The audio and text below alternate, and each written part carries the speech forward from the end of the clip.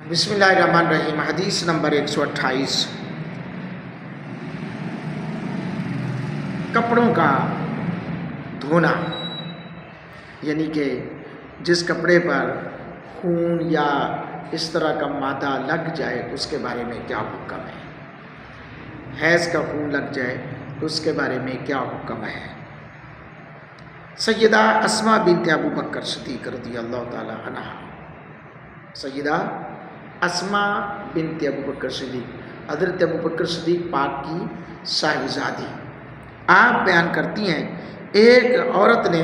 نبی اکرم صلی اللہ علیہ وآلہ وسلم سے کپڑے پر لگے ہوئے حیض کے خون کے بارے میں پوچھا، تو نبی اکرم صلی اللہ علیہ وسلم نے بڑا واضح لفظوں میں طریقہ بتایا، فرمایا تم اسے خرچ لو، پھر پانی کے ذریعے مل لو، پہلے صاف کرو پھر پانی کے ذریعے ملو، پانی ڈال کر ایسے ملو، پھر اس پر پانی بہاؤ، اس طرح کپڑے کرنے کے بعد پھر نماز پڑھ سکتے ہیں۔ اللہ اکبر۔ کیونکہ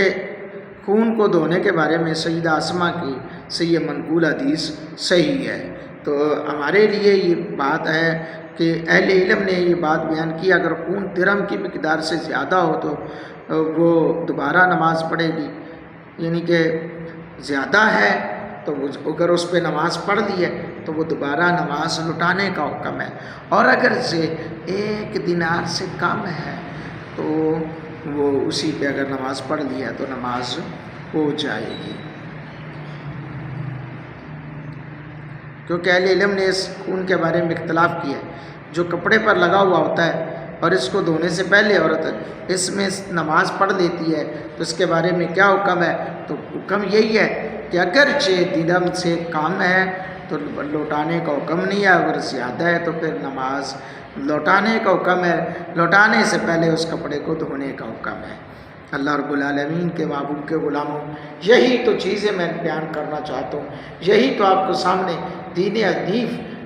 لا کر میں یہ بتانا چاہتا ہوں کہ آج ہم کس جگہ پر آ کے کھڑے ہو گئے ہیں۔ ہمارا اسلام کتنا شفاف دین ہے، عظیم دین ہے، پیارا دین ہے، اعلیٰ دین ہے، نفاست والا دین ہے، نفیس دین ہے کہ جس کے ساتھ جو بھی جڑ جاتا ہے تو وہ پاک بھی رہنا اسے آ جاتا ہے اور پاکیزگی کے بارے میں بھی اسے پتہ چلتا ہے۔ اللہ پاک ہم سب کا حامی و ناصر ہو، آمین۔